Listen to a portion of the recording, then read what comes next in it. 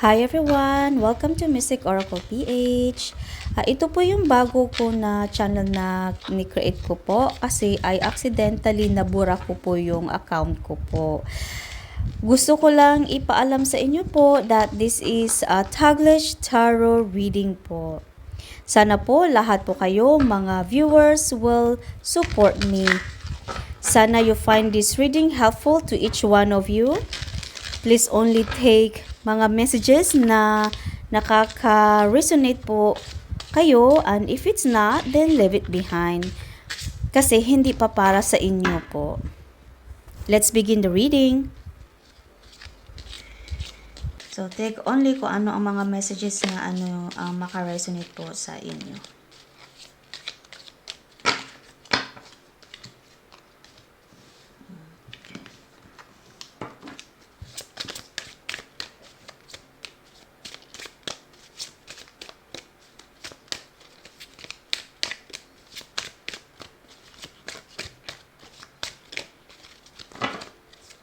I feel like this one. Okay.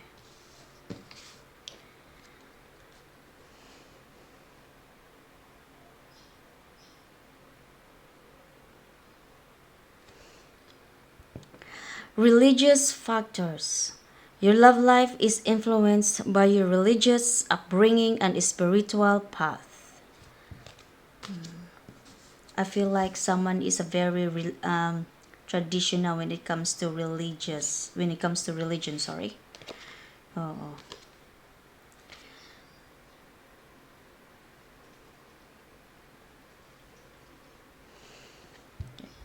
Finances and career. Financial issues are a factor in your love life right now. Parang always talaga pera, no? Pera is always have a problem when it comes when it comes to part na kasi yun ng buhay. Money is always problem, whether you're married or single or not.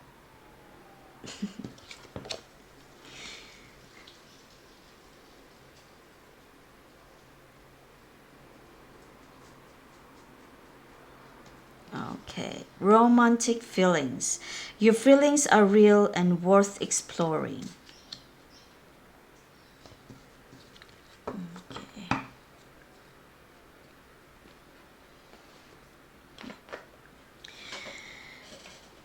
Isa sa inyo, okay, na in love siya. Kaso nga lang, na-involve yung pera dito. Oo. Siguro, kasi, yung isang party sa inyo, okay, siguro gusto nila na pagkaasawa ng may pera. Okay? Tapos, pero yung sahod mo lang, kaunti lang. So, parang hindi ka na nakapasa sa pamilya na ikaw yung the best person para maging kayo. Okay? And this person is a very religious as well. Very religious and a very traditional as well. Kaso lang parang nahihiya ka sa kanya kasi yung pera mo, sahod mo, it's not quite worth it na ligawan mo siya. Okay? Pero gustong-gusto mo siya. Parang feel mo na kung mahalin ko siya, it's worth it naman. Pero yun nga lang, at the same time, the downside is, kulang yung pera mo na i-ano mo siya. Yung sahod mo, it's not quite there yet na para ipagmalaki mo na para maligawan mo kung sino yung tao na yan. Okay? So, the next message is, let there be closeness between you, but always give each other's space. Love never claims. It simply allows and gives. So, distance lang daw. Distansya muna, okay? Huwag yung biglaan lang. Kasi baka mabigla o na mauwi yan sa hindi maganda. Okay? So, take it slow. You'll get there. Nakukuha mo din yan siya. Okay? Bigyan mo lang siya ng space. And yung sarili mo din. Give your space as well.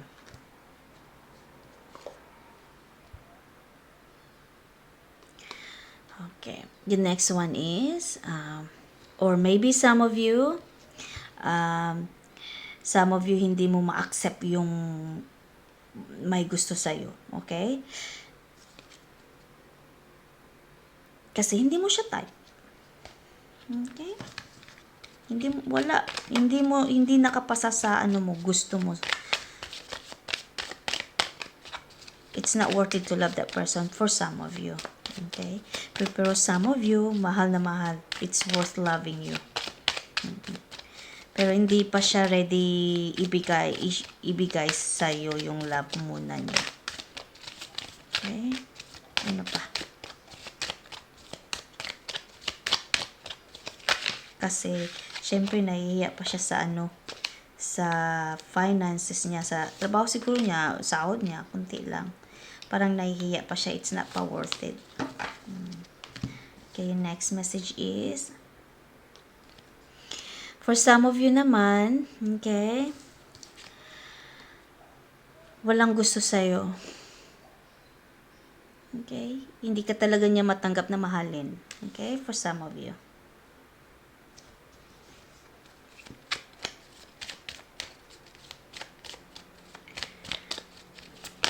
Kasi you're not ready to love.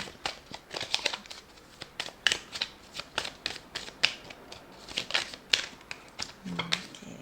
The next one is,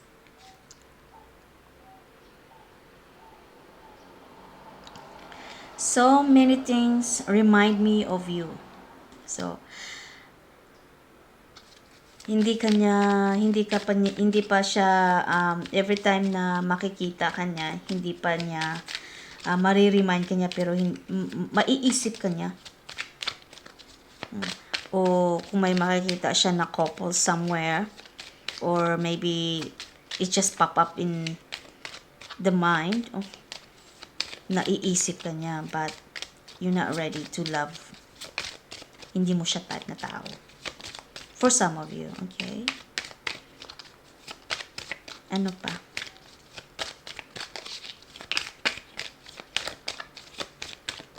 Okay. Pero mag-aantay siya sa'yo. Mag-aantay siya ng sign kung kailan kayo maging kayo. Okay? Kasi mahal na mahal ka niya. It's worth loving you after all. Okay? For some of you. Pero kung itong side naman, okay, bigyan mo lang siya ng space kasi, give each other a space kasi hindi ka pa kasi ready dahil sa pera mo. Yung trabaho mo. Okay? Hindi, parang nahihiya ka pa. Nahihiya ka pa. Okay. The next one.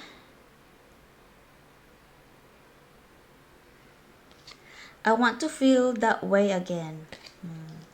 Kasi gustong ito namang hindi ready magmahal, hindi ka talaga matanggap. Ikaw naman, yung isa sa inyo naman, ready ka. Pero yung isa ayaw na niya sa'yo. Kasi hindi ka niya type. Pero hindi ka niya titigilan. Hindi ka niya i-let go. Kasi mahal na mahal ka niya. Ikaw yung pinili niya. Ikaw yung siya na ang nag-decide siya na ikaw yung mamahalin niya till death do us part, yung sa kanya. Pero mag-aantay siya. Paantayin ka niya. May mag-aantay sa'yo or paantayin mo siya. Either way. Let's get one more message, please.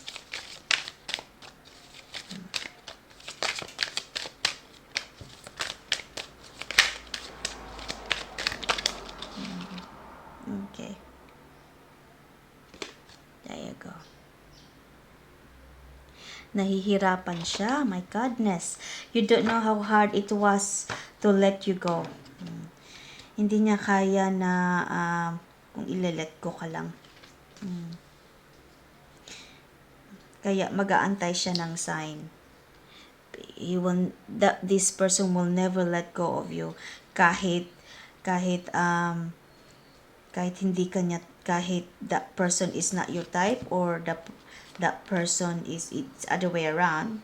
Okay, na ikaw naman ang hindi niya type, or ikaw ang hindi nagkagusto sa kanya, pero mag-aantay. Okay, may mag-aantay talaga siya sa'yo. That person might be letting you go, i-let go ka muna niya this time, but that person will always be there. Nasa lang siya, quietly beside you. Parang tinitingnan ka lang niya, inobserbahan ka niya, parang hindi naman siya nag-stalk sa'yo, but siya, parang nag-uobserba lang siya na when is the right time to come na ma-accept mo siya na maging kayo, kasi na-in-love talaga siya. For now, ile-let ko kanya muna quietly. Yun yung sabi niya dito. That's all I have for the energy for you, and I hope whoever is going to resonate this, I hope that you will not going to give up, and good luck to you. Thanks for watching. Don't forget to continue to support me to build up my subscribers again. Don't forget to like, comment down below as well if you want to. Okay? Thanks for watching. Bye for now.